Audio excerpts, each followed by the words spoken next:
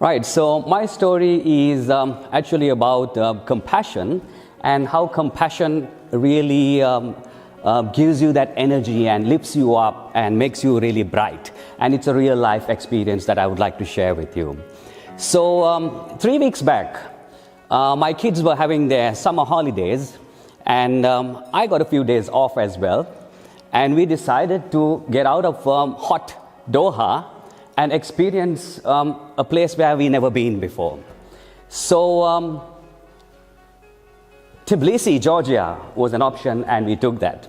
So really excited, hopped onto an aircraft, got to Tbilisi, and had a good sleep, woke up the next day morning, went out and explored the place. Had some great lunch, came back to the hotel, and Dad said he's going to sleep for a while the kids went to the swimming pool and came back. After they came back, they said, we want to go and have some ice cream. I said, yeah, sure, let's do it. So I got up and started getting ready, and then the unimaginable or the unfortunate happened to me. I couldn't find my wallet. And panic strikes, and I call on my children, Keanu, Caden, my wallet, I can't find it. Have you seen it anywhere? They said, he looked around and said, don't worry, maybe it's around somewhere here. Can't find it. I said, it's not around. Daddy, maybe you left it in the restaurant when we had lunch. It's somewhere there, and somebody must have kept it there. Let's go and look for it.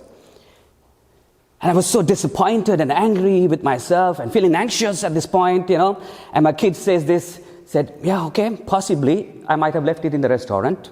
Go to the restaurant. No luck. And then they tell me, could it be possible that we didn't really look for it in the room? It must be in the room. I said, yeah, possible. So let's go back. Went back to the hotel room. We turned the room upside down. Couldn't find it. No luck. Had to make decisions right now. So I sat down and I had to apologize to them. And I said that, I'm sorry, we'll have to go back. We have to go back tomorrow. Can you imagine a father with 2 children in a foreign place, no cash, lost credit cards, lost all the identity cards, everything. I was basically lost. So I said, I'm going to the reception to make arrangements for us to go back. Told them to stay in the room. They said, no, we're coming along with you. So I go to the reception and I tell the receptionist that I lost my wallet and we have changed our plans and we're going back. And can I please ask for a 2-hour extension to check out? And she tells me that, I'm sorry, hotel policy is that you'll have to pay for half a day. I said, how am I supposed to pay? It's all right. Can I keep my bags down? As long as you are with the bags, it's all right.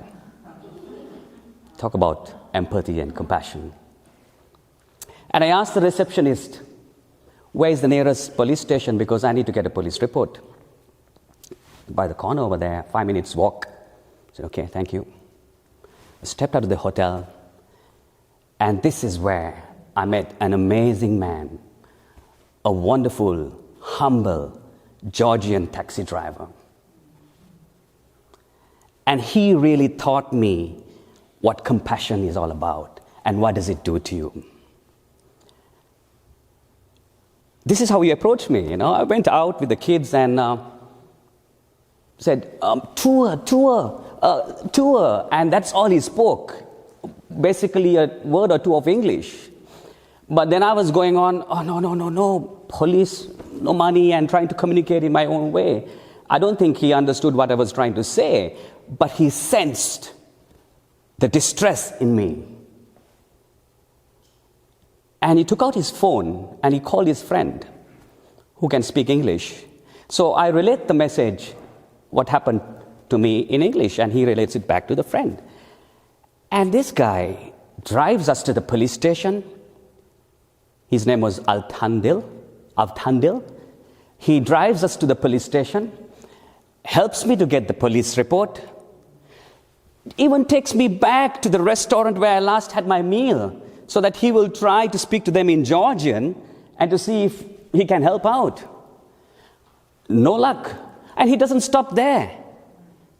He comes back and he sees a camera from the nearby bank that is facing where we were seated. He goes there and asks for the camera footage. Unfortunately, they were not able to give it to him because of, they said you need to have police clearance to give that. But it's not that. It's what this person did for me, for us in that moment that actually changed the way we feel. It was like I was in this dark room and he was this candle that lit up. When you were feeling frustrated, disappointed, and anger, he gave you hope. He changed your thinking. Everything now seems a lot more possible than before.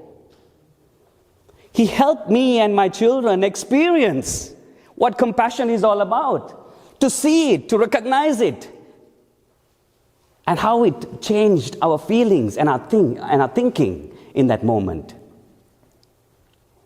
I may have lost my wallet and everything with it, but I will never lose the lesson that I've learned from this gentleman. It's not just his lesson over there that I've learned. It's the same message that was communicated to me from my little kids.